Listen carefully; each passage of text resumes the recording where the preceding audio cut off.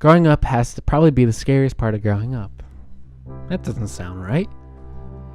Here, let me try that again. The scariest part of life is growing up. That's better. Throughout life, we are always told that we should think before we speak, but come on. Who really does that when we were first told it? I, for one, had never truly thought of the consequences of my actions until after they backlashed at me. Sitting in the corner of my elementary class with a dunce cap on my head with the little kids flicking burgers at me wasn't what anyone wanted, and yet I had to go through it. Everything I say is well developed within my head, but as the words roll off the end of my tongue, it becomes unintelligent. Maybe it's just me.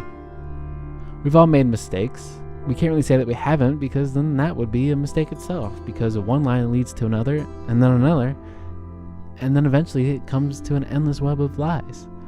Some mistakes are just too great that I spend the night in my backyard looking at the stars, retracing everything that had gone on to get to that point, thinking, what in the world could I have changed? Some mistakes have made me lay there until 1 a.m. I never bought a yearbook for the purpose of other people signing it, but to show my family that my friends were real, not imaginary. Every now and then in life, we're given these improbable decisions that forms the life around us. Maybe the decision was to date this person instead of another. Or maybe should I eat this donut or run a mile? For me, it had mostly been, should I be myself this year? But truly, that wouldn't be the best idea. Or act like someone totally different. Remember the decision on the donut or the mile? I chose the donut. I regret nothing from that decision.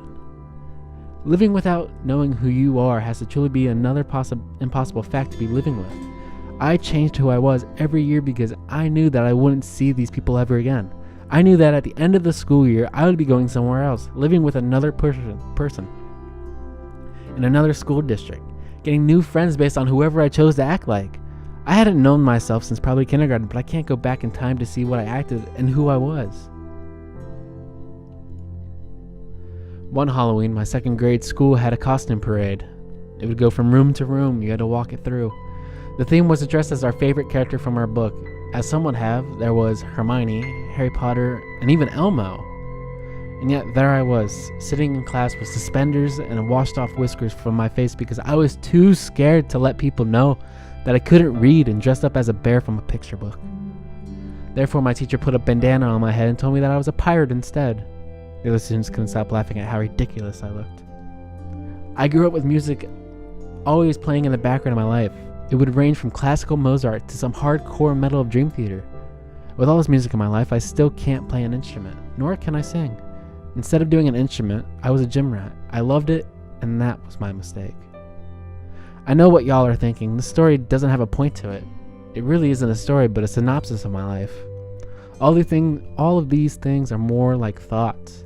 These thoughts are always in my head, and they will always pop back up in a random order again. Maybe I might remember an image of someone, and then the story develops behind that. To be honest, what I'm reading from currently is blank. I really don't understand why I've been reading off of this for the last few minutes.